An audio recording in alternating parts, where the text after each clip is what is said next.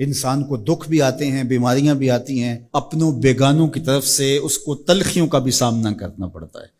تو اس موقع پر آپ کی زبان کوئی ایسا جملہ نہ کہے جو اللہ کی ناراضگی کا سبب ہو۔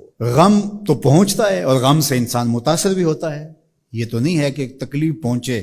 غالب نے کہا تھا روئیں گے ہم 1000 بار کوئی ہمیں ستائے کیوں۔ تو جب سینے میں دل ہے تو کوئی دکھ دے گا تو دکھی ہوگا، دل بے چین ہوگا۔ تو فرمایا کہ جب تکلیف پہنچے تو مدد کس سے طلب کرو؟ صبر سے، کہ اللہ مجھے توفیق صبر دے۔ روایت ہے کہ سلمان رضی اللہ تعالی عنہ حاضر ہوئے اور ان کے چہرے کے اوپر کوئی ایسے آثار تھے کہ جس طرح بہت بڑی پریشانی ہو۔ تو ان کو کہا کہ تمہارا جو دکھ ہے وہ اس کو کہو جو دکھ کا مداوع کر سکتا ہے، غم اسے کہو جو غم خار ہو، جو غم خار ہی نہ ہو اسے غم کہنے کا فائدہ۔ بعض اوقات لوگ خام خواہ بے چین ہوتے کہ میرے کو پوچھے تمہیں کیا ہے، چہرے کے اوپر جو ہے وہ خشونت سجائے، چہرے کے اوپر جو ہے وہ اداسی سجائے۔ آپ کو صدمہ پہنچے تو بعض کا ٹھیک ہے، انسان بے بس ہو جاتا ہے، اس کے چہرے بچھڑے سے اس کا ظہور بھی ہوتا ہے، لیکن کچھ ایسی چیزیں جو چھپائی جا سکتی ہیں اس کو چھپائیں۔ ہنس کے پی جا تلخی ایام کو ناصر، غم کے سہنے میں بھی قدرت نے مزہ رکھا ہے۔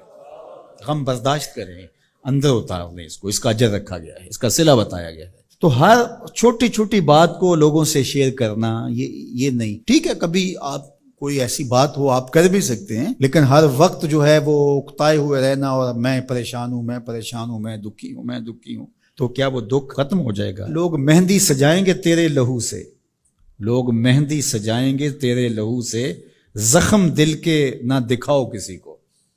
لوگ تو اس سے طرح مذاق بھی اڑائیں گے، اور جب تم ہنستے ہو تو زمانہ تمہارے ساتھ ہنستا ہے، اور جب تم روتے ہو تو زمانہ تمہارے ساتھ نہیں روتا۔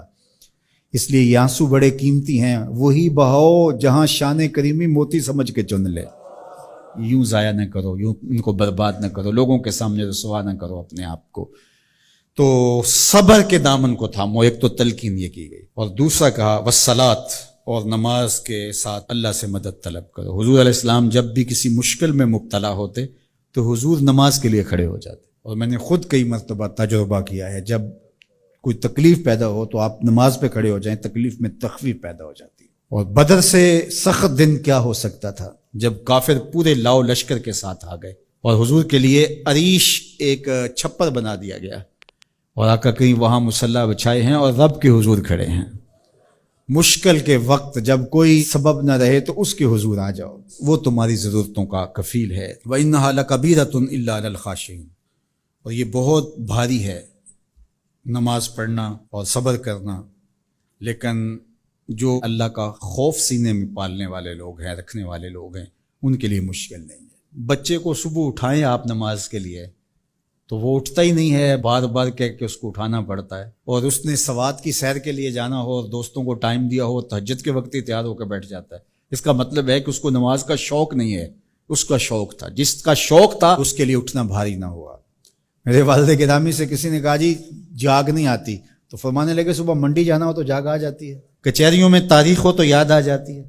منڈی جانا یہ تمہاری بدنی ضرورت ہے بچوں کے پالنے کے لیے، اپنی ضرورت کے لیے۔ کچہریوں میں جانا خوف ہے، نہ گیا تو میرے خلاف فیصلہ ہو سکتا ہے، تو تمہیں نہ امید ہے اللہ سے اور نہ اس کا خوف ہے، تو پھر کیسے جاگ آئے؟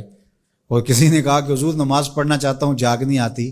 اللہ اکبر، کہنے لگے ارادہ اگر پکا ہو تو نیند نہیں آتی، بار بار اٹھ کے ٹائم دیکھتے ہیں وقت تو نہ گزر جائے۔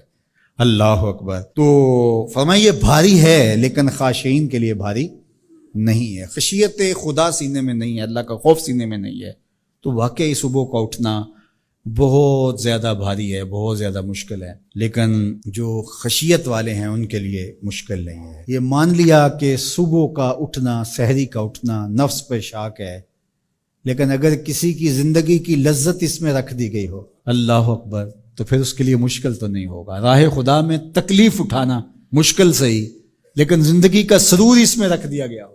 وہ مزہ دیا تڑپ نے میری آرزو ہے یا رب، میرے دونوں پہلوؤں میں دل بے قرار ہوتا۔